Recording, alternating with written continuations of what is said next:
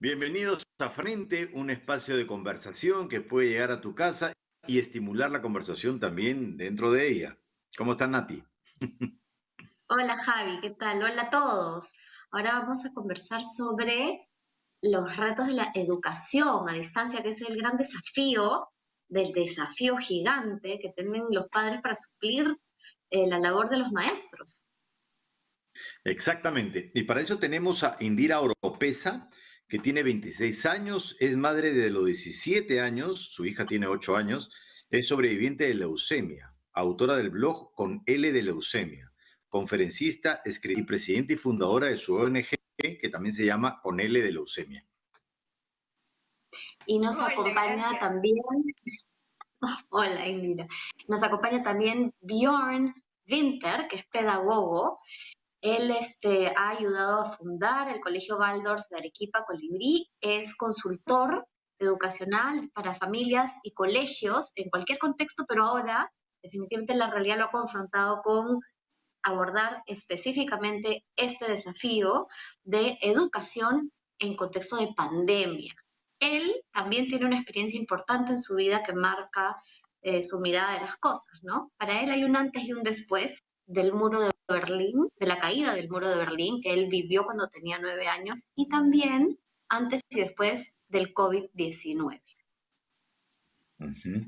Dos Hola, hitos importantes. ¿Qué tal, Bjorn? La primera pregunta que quisiera hacerles es, en estos tiempos, ¿no? En estos tiempos de esta nueva educación, ¿creen que debe enfocarse más el lado académico, iba a decir económico, el lado académico o el lado emocional de la educación? Bueno, en ¿O mi cuál es caso la ¿Qué creo dirías? relación que entre estos, no? Claro. Ujú. debería Sí, haber un cuéntanos, balance Indira. entre ambos, porque de todas maneras, como padres, no queremos que nuestros hijos vayan a perder el año. Queremos que aprendan, pero al mismo tiempo necesitamos ese soporte psicológico para los niños que se están enfrentando a una situación tan diferente. Ujú. Mm. ¿Y cómo lo vives O sea, el tú, desafío Bjorn? es cómo conjugar. Claro. Claro, que es completamente diferente. Te pongo, por ejemplo, el caso de mi hija, que no es comparable con la educación, ¿no? Pero mi hija desde chiquita se tuvo que enfrentar a la situación de que su mamá estaba mal, ¿no? Que estaba enferma, tenía cáncer, y es un proceso de Mm. adaptarse, porque tiene que seguir adelante con su vida, pero al mismo tiempo necesita un soporte emocional que la ayude a seguir.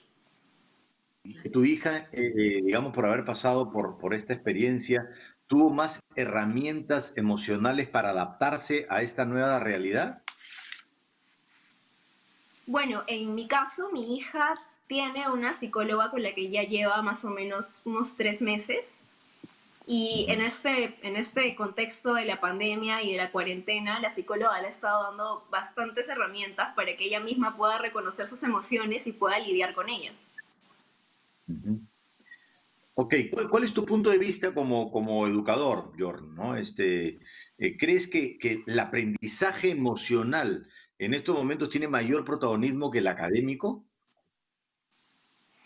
eso es una muy buena pregunta, ¿no? Y en realidad para mí también es un poco difícil de responder eso muy exacto. Eso es justo en Ujú, que yo estoy ahora también en mucha conversación con mucha gente, ¿no?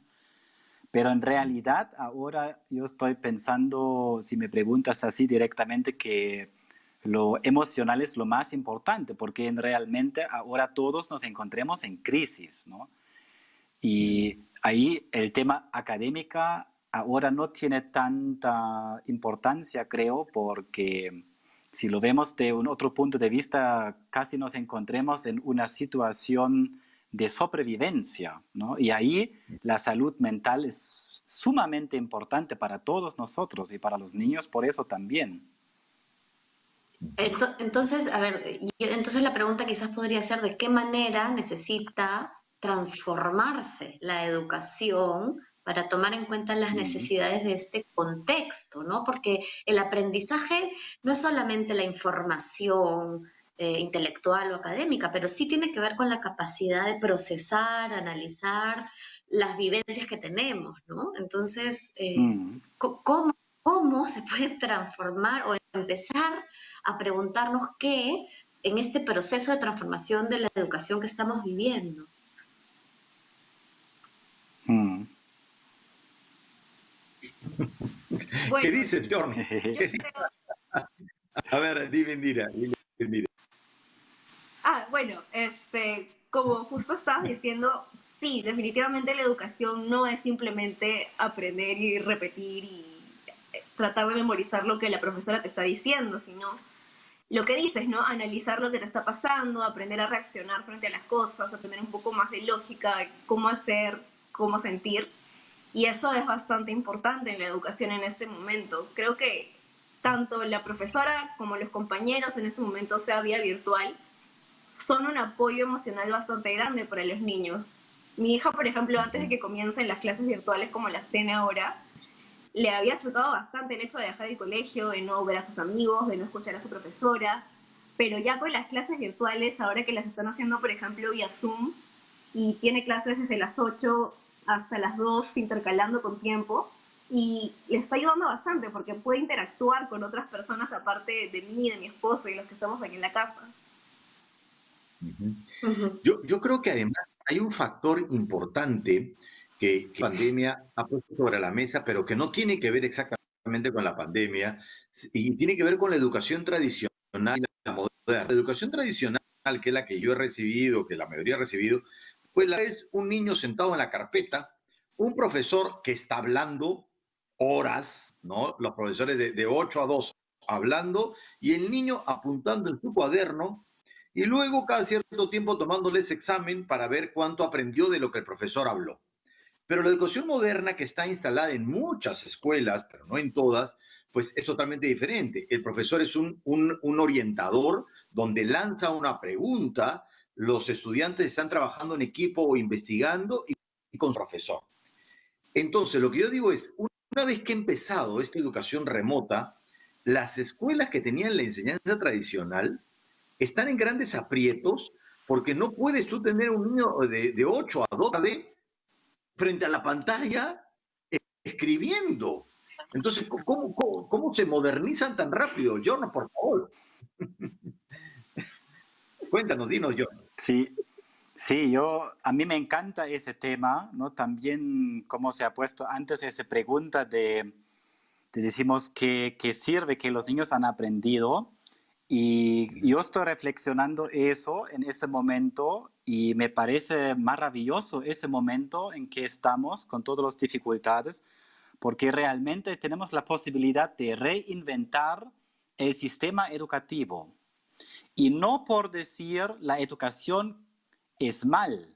La pregunta es si la educación como funciona ahora sirve para qué lo necesitamos. Y como tú has explicado tan bonito, me gustaría decir, nosotros tenemos que estar conscientes cómo se ha desarrollado el sistema educativo. Y el sistema educativo, como se dice, como has dicho, tradicional, tiene su historia de la fundación de los jesuitas, ¿ya? De los monjes, creo, ¿cómo se llama? Que han desarrollado ese sistema educativo para tener criterios cómo los alumnos pueden avanzar, y también eso fue necesario, todo ese aprendizaje de la memoria, porque no había mucha información.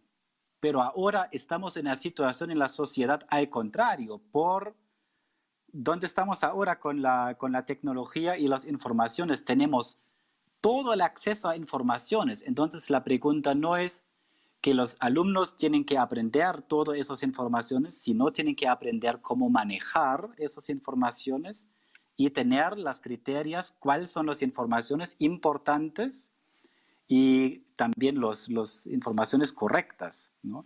Si me permiten de eso, de decir que los niños han aprendido hasta ahora, diciendo un poco crítico, ¿le ha servido para la pandemia? No, ¿no? Esa es una excelente reflexión. Sí, una pregunta. Sí, Yo estaba pensando, esto que decía de cuál es el rol del profesor, ¿no es cierto? En este planteamiento más moderno, que en realidad se viene trabajando muchísimo en muchos colegios y creo que definitivamente desde otros programas del ministerio también, ¿no? Que será un proceso largo que llegue a todos los rincones, pero igual es la importancia del vínculo con el maestro. Y esa es la gran tragedia, porque ahorita no hay ese contacto directo. Sin embargo, yo sí me pregunto, porque los expertos son ellos, ¿no es cierto? O sea, ¿de qué manera podemos acceder a su conocimiento, su forma de llegar a los niños? Tal vez puede ser a través de que los profesores ahora de alguna manera entrenen a los padres o ayuden, Bjorn. Ya, y estaba justo antes ahora saliendo de una reunión con algunos maestros de diferentes países y también hemos movido ese tema. Y un lado, y eso me gustaría dejar abierto, es el rol del maestro se cambia ahora. El rol de los padres también se está cambiando ahora y tenemos que hacer un trabajo en conjunto para que no se tira la pelota y dice, ya, pero yo no soy maestro, yo soy padre, y el maestro dice, pero ya yo no puedo llegar a tu hijo. Es un poco difícil, pero es un logro bonito para ver qué hacemos con eso ahora. Y el tema del vínculo, ese tema me encanta, porque yo he hablado con maestros que han dicho, ya, pero ahora no me puedo conectar con el alumno. Yo estoy diciendo algo que quizás duele un poquito, porque la tecnología, como lo usamos ahora, no tiene el efecto que no nos podemos vincular, pero lo hace visible, por ejemplo, un maestro que siente que ahora no se puede vincular con sus alumnos, jamás o no podría antes cuando estaba en el salón, porque también hay maestros que estaban en el salón, pero verdaderamente con su corazón no se han conectado con sus alumnos. Entonces no es una pregunta de la tecnología, eso es una pregunta de nosotros, de los adultos, ¿no? Si uno quiere vincularse, puede lograr vincularse. Sí. Se puede. Y Indira, ¿y cómo lo vives tú como madre? Porque mi hija de 8 años está de 8 a 2, ¿no? En su escuela. Está de 8 a 2 conectado a través digamos, de las plataformas, de las diversas plataformas, ¿o cómo es el proceso?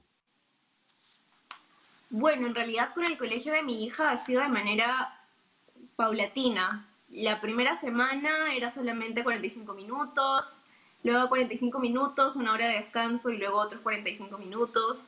Y así han ido aumentando un poquito las horas, pero en el caso bueno, de mi familia y mi entorno, ha sido más fácil adaptarnos, porque de alguna manera, debido a mi diagnóstico, ya estamos acostumbrados a las cuarentenas. Yo estoy acostumbrada a cuidarme, a no salir, yo estoy acostumbrada a usar mascarilla, mi hija está acostumbrada a usar mascarilla, ella estaba acostumbrada a verme a mí con una pantalla bastante tiempo.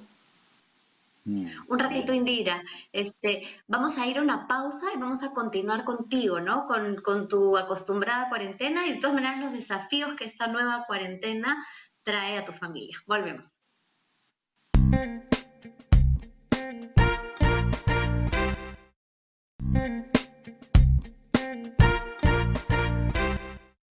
Seguimos aquí en Francamente, reflexionando sobre los retos de la nueva educación.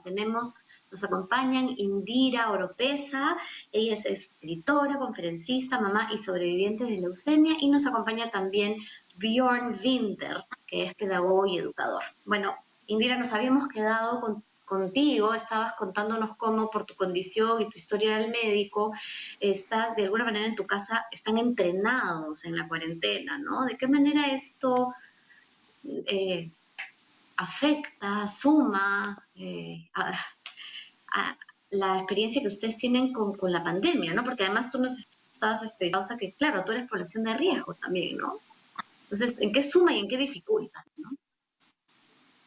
Bueno, dificulta de todas maneras el hecho de que soy población de riesgo. No me puedo ni asomar a la ventana a tomar aire porque es peligroso. Pero lo bueno de esto es que las experiencias de alguna manera te preparan para después. Y el tema de mi diagnóstico de leucemia y el trasplante nos han ayudado a mí, a mi familia, a mi hija, a enfrentar la pandemia y la cuarentena como algo que ya hemos hecho. Ya hemos hecho antes las medidas de bioseguridad, como te digo, el estar aislados, el usar mascarillas. Mi hija ya sabe, por ejemplo, no ha sido necesario como que volver a enseñarle, volver a inculcarle esas cosas porque es algo que ella ha pasado conmigo desde 2016, entonces está completamente acostumbrada y hasta sus amiguitas las ayuda, las guía, las trata de calmar cuando se desespera. Tú mencionaste en la pausa, Indira, que tu hija es una vieja, dijiste, ¿no? O sea, me imagino que Sí, te referías a que es como muy madura para su edad. y en realidad es bastante responsable porque si bien es el deber natural de una madre cuidar de su hija, yo creo que mientras yo he estado bastante delicada, ha sido mi hija la que me ha tenido que cuidar a mí muchas veces. Y eso le ha dado como que un Claro. sentido de madurez y de responsabilidad que no se ganan tanto con años, sino con experiencias, y eso es lo que ella tiene. ¿Tú dirías que, tú dirías que los dolores, las dificultades ayudan a madurar? Sí, definitivamente los daños a veces te hacen crecer más que los años. Ujú. Sí. Y por eso, Bueno, pero yo te yo creo quería... que eso, Javier, eso depende, disculpa Javier que te interrumpa, pero es que creo que es de doble filo eso, ¿no? O sea, porque depende de cómo sea manejado por la familia, ¿no? Es decir, un trauma no procesado, más terror, ¿no? No sé cómo lo ves tú, Bjorn. Bueno, es un tema bastante interesante pedagógico también, ¿no? Y eso es para todos nosotros que tenemos ciertas experiencias también difícil, porque traumas es algo que duele, crisis son algo que duele, pero Mm, realmente no podemos evitarlo. Por ejemplo, en las etapas del desarrollo del niño, por ejemplo, con 9 años, los niños se encuentran en una crisis enorme porque tienen más consciente, yo soy una persona única y ahí está el grande mundo. Yo soy solito en ese mundo, ¿no? Y esas vivencias también son crisis. En mi opinión también el nacimiento es una crisis, ¿no? Y esas crisis de mm. verdad están para crecer, ¿no? Son para superarlo, pero personas que están sufriendo de traumas necesitan de todas maneras ayuda porque lo van a sufrir, ¿no? Ujú. Justo quería preguntarte, Bjorn, antes de la pandemia se hablaba de esta generación, tanto de niños o de jóvenes, ¿no? Como una generación pues que no toleraba la frustración, que había tenido un mundo mucho más fácil, salvo excepciones que como la hija de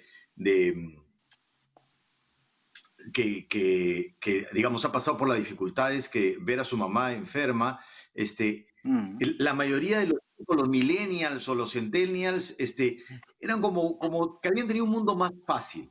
¿Crees que esta pandemia realmente va a cambiar la generación y la va a volver una generación mucho más madura y responsable?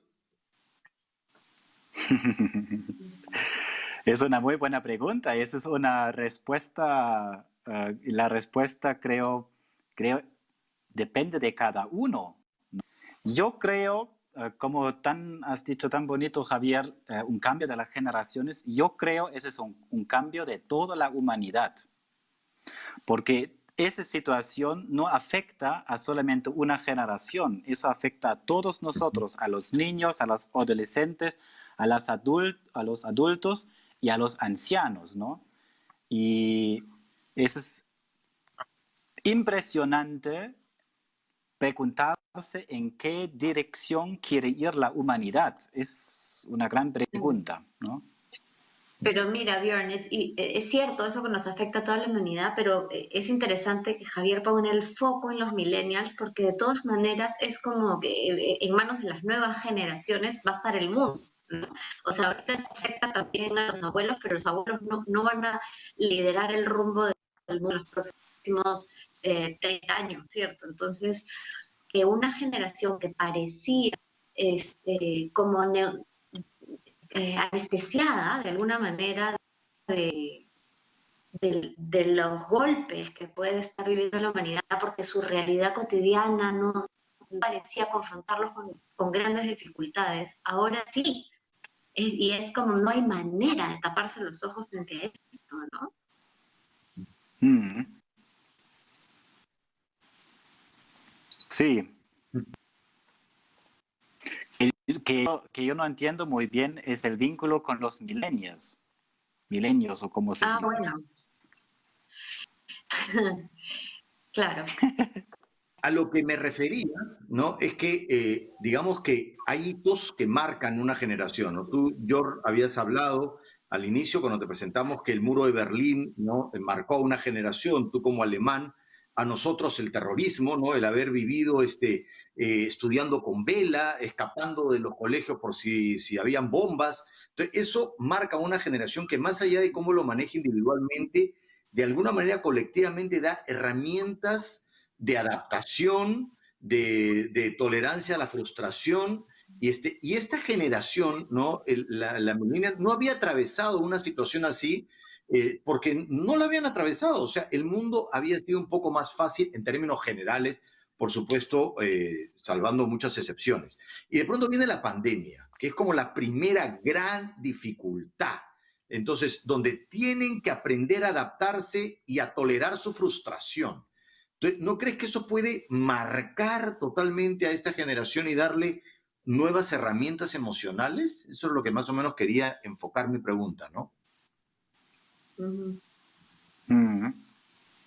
Bueno, Dime yo. yo creo eso es, eh, yo creo eso es definitivamente un impacto a esas generaciones de los niños, ¿no? Porque se podría vivenciar que no es algo tan peligroso, decimos, ¿no? Pero yo creo cada uno puede sentir como que hay algo en el aire, ¿no? Y los niños son mucho más sensibles. Ellos pueden percibir muchísimo que, wow, el mundo se está cambiando, ¿no? Y como lo hemos conversado antes también, ¿no? De todas maneras, esos traumas, esos crisis, esas situaciones como ahora despiertan un poco la conciencia.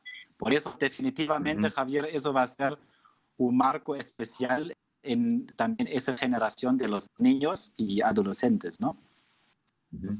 Y en tu caso, Indira, porque tú eres parte de una generación muy joven, o sea, tú eres parte, digamos, de estos millennials, solo que tú has vivido experiencias muy fuertes al haber atravesado una leucemia y al haber sido madre tan joven. Pero de pronto, entre tus amigas y entre gente de tu edad, quizás tú podías verlos de un modo diferente porque tú dices, yo todo esto que he atravesado me he preparado de un modo diferente, pero una chica de 26 o 27 años a veces no tiene la madurez que he tenido yo que adquirir. ¿Tú sientes que ahora esta pandemia está produciendo un impacto también en tu generación? Sí, de todas maneras, como tú dices, bueno, tengo 26 años, así que soy parte de los millennials y sí es cierto, creo que lo hemos tenido mucho más fácil que las anteriores y y yo he sido así como eran los millennials antes de mi hija, antes de enfermarme, pero una vez que te ves envuelta en una situación, en una crisis que no está en tus manos, que tienes que tragártela porque te toca, aprendes bastante, maduras un montón y justo hace unos días estaba escribiendo en mi blog al respecto, ¿no? Como que siento de que ahora todos, absolutamente todos, están viendo forzados a crecer, a madurar a la mala, ¿no? Todos nos estamos viendo forzados a hacer esto, pero como les decía, lo bueno de las crisis es que te traen dos cosas, una solución y una lección. Y espero y creo, tengo fe de que todos vamos a crecer a través de esto. Mm.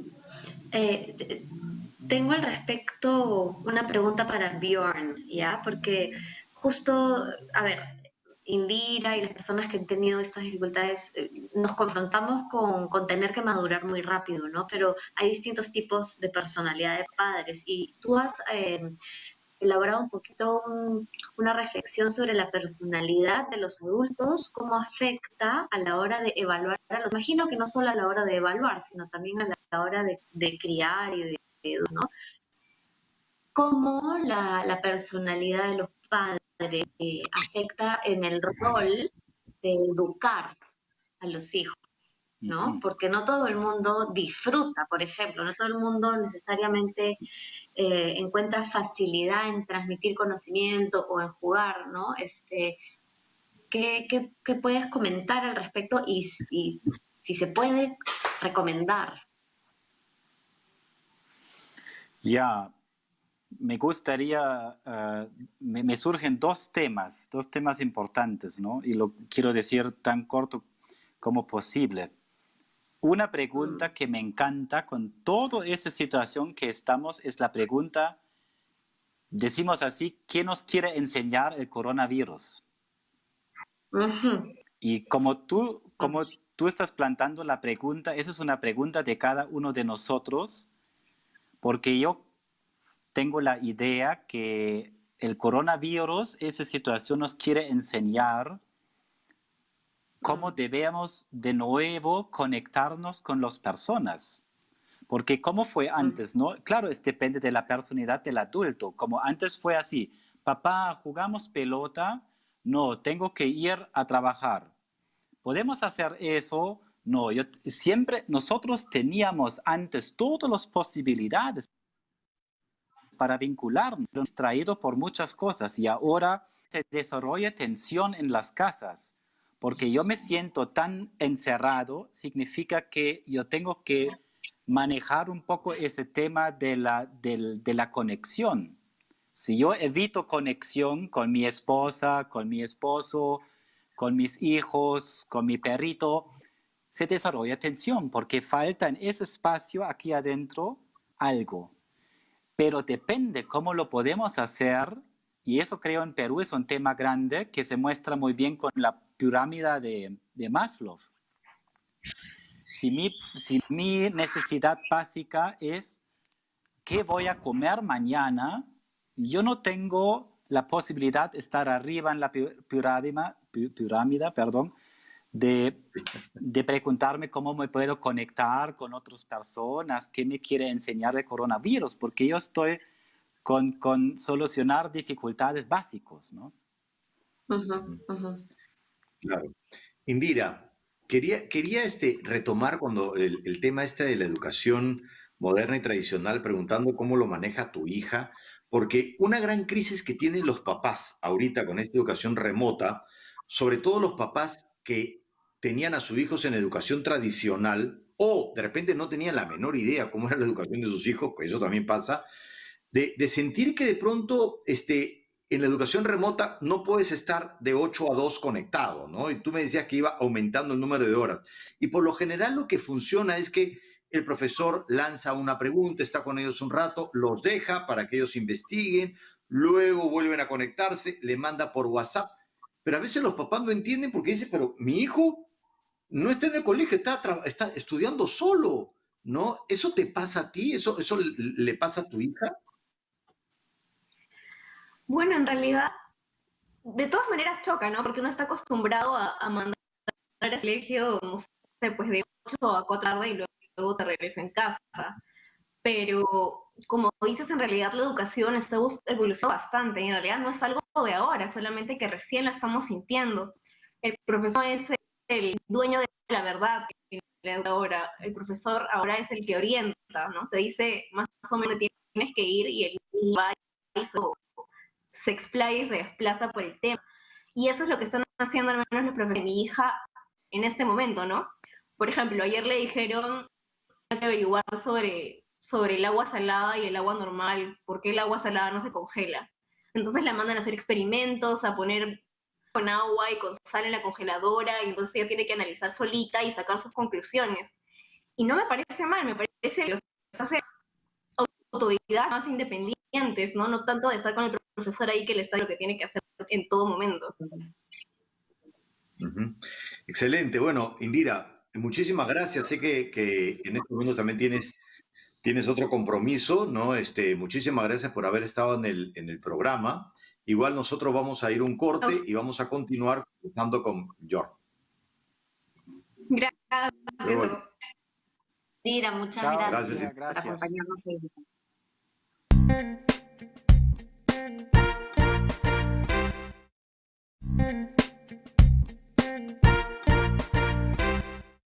Seguimos aquí en Franca reflexionando sobre la educación y sus retos en esta nueva realidad.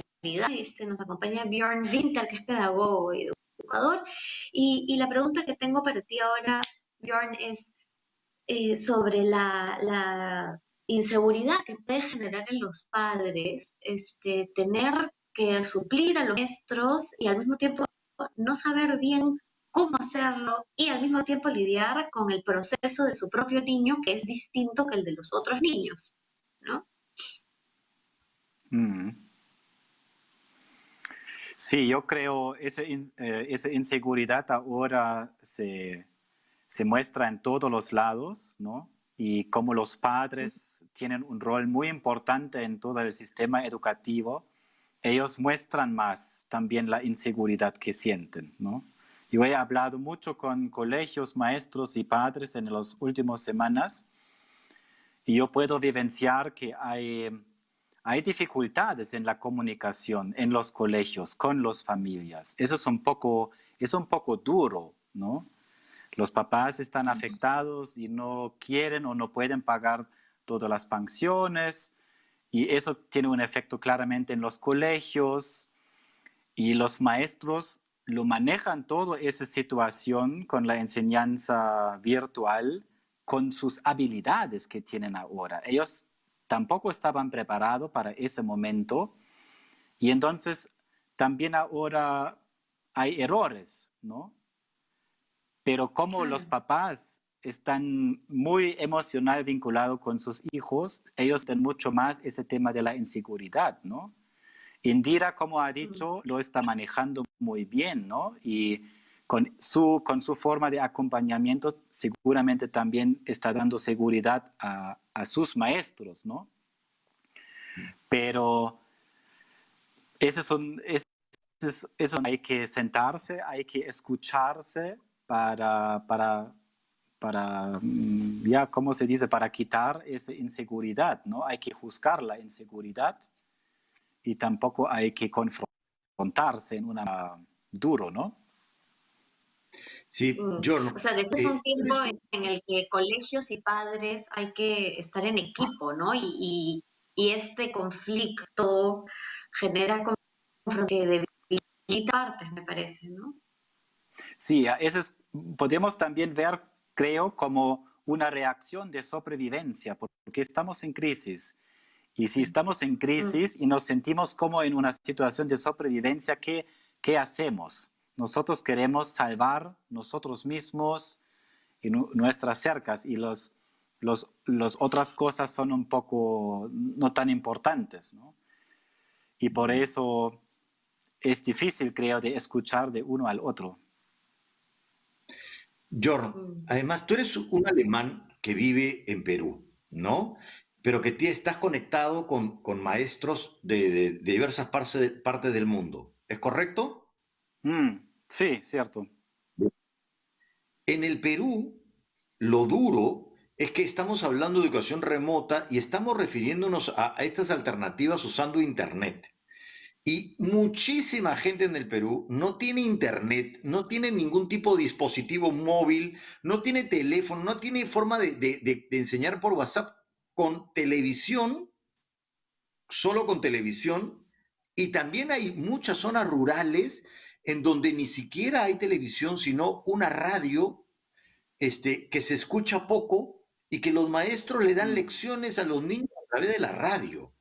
¿Qué reflexiones te da a ti como pedagogo estas enormes dificultades que enfrentamos como país para poder adecuarnos a una educación, ¿no? Con estas características, ¿no? Tan difíciles?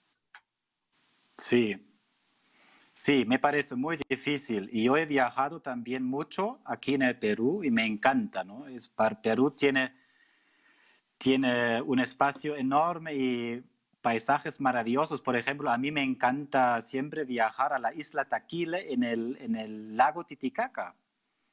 ¿Qué llega ahí? No sé, ahora no tengo contacto, pero la isla no tiene internet. Por eso yo estaba viajando cada año a la isla porque no tenía conexión, ¿ya? Ese es un nuevo reto hoy en día. Y también tienen ahí su propia cultura, ¿no? Ahora, ¿no? Como tú dices, y yo no quiero plantar respuestas. Yo creo que es importante de desarrollar un espacio para poner preguntas. y se tienen que De sentarse acuerdo. todos en una mesa para poner las preguntas correctas. Y no decir yo tengo razón, yo les voy a decir cómo es. Y con eso también entran las grandes preguntas de la tecnología. ¿Cómo el país Perú puede ahora con esa dificultad avanzar en las preguntas de la tecnología, del Internet, para que la gente tenga acceso a eso, ¿no? Ujú. No, y además, yo me parece maravilloso que hables de estas preguntas que tenemos que hacernos, porque muchos padres están haciendo una pregunta equivocada, creo yo, y es si esta educación con estas características, esta educación a distancia, es mejor que la educación anterior, ¿no? Y consideran que Mm. algunos que es peor y están así. Y en realidad creo que la pregunta es si es mejor, si tuviera que poner mejor, que no me gusta esto, pero si es mejor una educación por los medios que sean o no hacer nada y que el chico no reciba nada en un año, ni siquiera por radio, Mm. porque es lo que hay. Ujú. Ujú. En la pregunta decimos a ese año 2020. Exacto. O O- sea, o recibes una educación por medio de la televisión, por medio de la radio, por medio del WhatsApp si tienes el privilegio del celular, por medio de una laptop si tienes el enorme privilegio de tener una laptop, o no se hace nada y el chico se queda en la Ujú, casa sin hacer nada. Y creo ujú. que es, es peor para mí el no hacer nada, porque por cualquier alternativa igual estás poniendo sobre la mesa la necesidad de la educación. ¿Tú cómo lo ves, Mm. John? Mira, en mi experiencia en el trabajo con los niños, es así que yo siempre podría vivenciar, los niños siempre tienen un impulso de aprender. El ser humano tiene Mm. un impulso interior para, quiere aprender, quiere crecer como persona. Pero eso es bien claro que como ese impulso, esa voluntad puede seguir tener un desarrollo en el ser humano, depende también de la acción.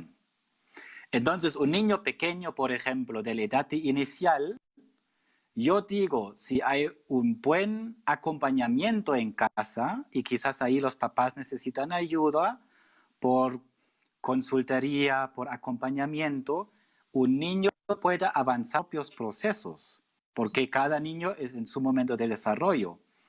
Pero otros niños, los niños más grandes, a partir de la primaria, necesitan impulsos, necesitan una idea para trabajar un tema, necesitan un input. Eso es innegable, pero decimos, si estamos ahora en supercrisis, yo con calma puedo decir, pasa nada, por favor, como los peruanos dicen tan bonito, no se hacen paltas, lo vamos a lograr, ¿no? También hay que dejar fluir y no que hay que desarrollar más tensión, ¿no? Mm. Ujú. Bien Sí, importante porque eso, ¿no? Porque hay como una angustia de no atrasarse, como si hubiera una velocidad a Sí, nuestro alrededor que se hubiera mantenido, pero no se ha mantenido, todo se ha detenido, ¿no? Entonces, es como sí. todos cambiar la velocidad y las revoluciones, porque estamos en una transformación global, ¿no? Mm. Claro, eso nosotros estamos tan acostumbrados de eso todos, ¿no? Yo creo también eso es por el sistema, cómo vivimos, cómo funciona el sistema económico y todo. Nosotros al toque queremos soluciones, cualquier cosa, no tenemos paciencia. ¿Dónde está la paciencia? ¿No? Pero si estamos corriendo y estamos intentando de avanzar en una manera violenta, no vamos a tener la calma, la tranquilidad de llegar a las preguntas esenciales. Yo creo eso es importante, de llegar a las preguntas esenciales, porque yo creo toda la sociedad ahora está en una transformación y tiene que reinventarse. Y si lo queremos hacer bien, no tenemos que hacer en una manera violenta y súper rápido. Necesitamos las preguntas correctas y las pensamientos correctas. Claro. A mí me choca mucho, por ejemplo, cuando de pronto veo en colegios que tienen una serie de privilegios un ánimo de mucha queja por la calidad de la educación, ¿no? Porque no quiero meterme, digamos, al tema de pensiones y esas cosas, que eso es como más delicado, pero por la calidad de la educación, mucha queja, y de pronto veo imágenes de dos niños en los Andes escuchando una radio que con la justa se escucha, y los niños con su cuaderno escribiendo y los ojos tratando de absorber con esa pequeña radio, y sin embargo en algunos lugares privilegiados del Perú quejándose. Entonces el contraste es muy fuerte. Sí, sí. Bueno, el tema de la desigualdad es, creo, en todas las áreas, en Latinoamérica, decimos, ¿no? Yo he leído artículos sobre ese tema, ¿no? Eso no se deja negar, esa desigualdad, ¿no? Pero más wow, allá de la desigualdad, claro, perdón, más allá de la desigualdad, lo que me llama la atención es que quien tiene más oportunidades o más privilegios a veces tiene más quejas que las personas que de pronto están teniendo un único camino para poder aprender y se quejan menos. Claro, creo eso es el tema de la distracción, ¿no? ¿Cómo se dice? Están desorientados. La gente que tiene tanto tiene que ocuparse con tanto, ¿no? Y con eso quizás se pierde el sentido para lo esencial, ¿no? Otra vez, ese plan de Pavlov, ¿no? Nosotros tenemos que valorar lo que es importante, base de nosotros, eso es tener comida, tener un techo, tener familia, personas amadas que nos respetan, que nos escuchan, que nos apoyan, ¿no? Y yo sé, eso puedo confirmar completamente. Gente que tiene mucho, a veces más está quejando como gente que es muy pobre, ¿no? Yo me quedo pensando en esto decías, Javier, ¿no? Y Bjorn, de cómo cada quien en su realidad lo toma distinto, y recordé un artículo que vi, justo lo encontré acá, que se llama Familia campesina se vuelve youtuber para enseñar a cultivar en casa. Y tienen un montón de vistas, ¿no? Entonces me parece súper interesante cómo el aprendizaje, cómo se puede enriquecer y transformar y diversificar, ¿no? Y cómo podemos aprender ahorita, en esta limitación del confinamiento, tenemos el acercamiento de la tecnología, en donde tú, que vives a 10 minutos de mi casa, me resultas tan lejano como alguien en Alemania o alguien en el campo que me puede dar clases. La enorme, siento yo, la oportunidad de aprender muchísimo, en realidad, ¿no? El aprendizaje, la educación se puede ver muy nutrido si es que nos tomamos el tiempo para ese proceso de transformación, ¿no? Eso, si yo puedo decir algo a eso, también me deja pensar mucho. No, yo también tengo la vivencia también en mi círculo social, en donde voy a invertir mi tiempo para una conversación. Yo creo antes también hemos gastado un montón de tiempo en conversaciones y reuniones y hemos pensado ¿para qué? En verdad hemos perdido tiempo. Y ahora me parece también eso se despierta y se hace más consciente y pensamos, wow, ¿en qué voy a gastar mi tiempo? Yo quiero ahora de verdad cosas que me ayudan a avanzar y que ayudan también al otro. No quiero perder y gastar para nada. Muchas gracias por haber estado. Y bueno, el programa continúa. Tenemos el último bloque donde vamos a reflexionar, Natalia y yo, sobre todo lo que hemos escuchado en esta conversación. Muchísimas gracias, Bjorn, y hasta la próxima. Nosotros volvemos. Muchas gracias a ustedes. Gracias, Bjorn. Chao, gracias.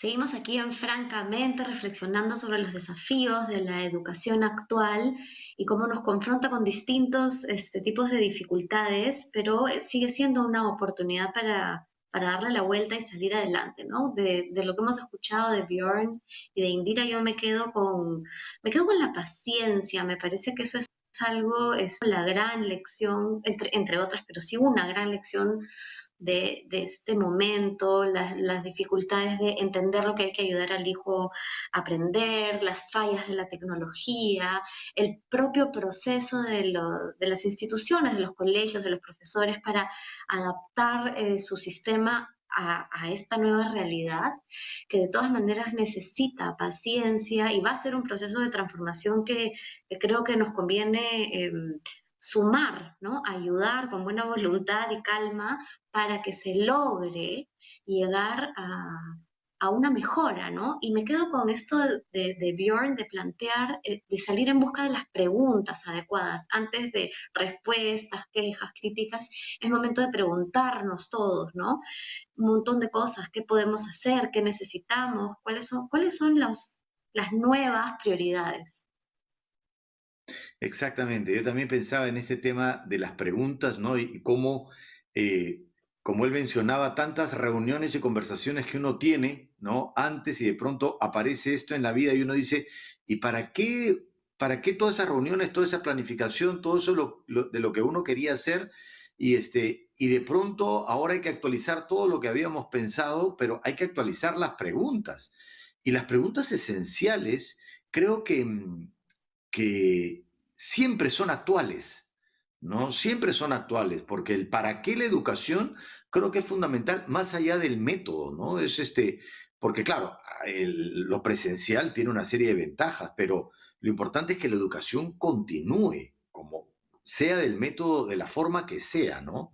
Y también me quedé pensando mucho en Indira y en su hija pequeña que de los 2 años ha atravesado tantas dificultades, ¿no? Al ver a su mamá con leucemia, alejada, con estrategias, con hábitos de bioseguridad desde que es pequeñita, y cómo la vida te prepara, ¿no? En esta escuela de la vida, y de pronto viene la pandemia, y claro, para una niña que ha pasado por eso, pues esto ya no es nada.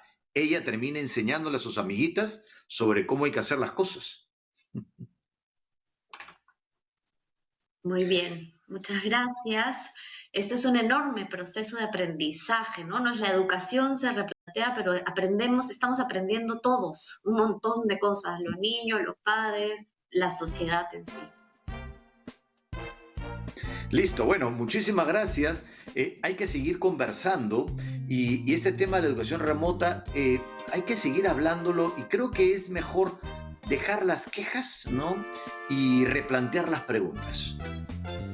Nos vemos en el próximo programa de Francamente. Chao.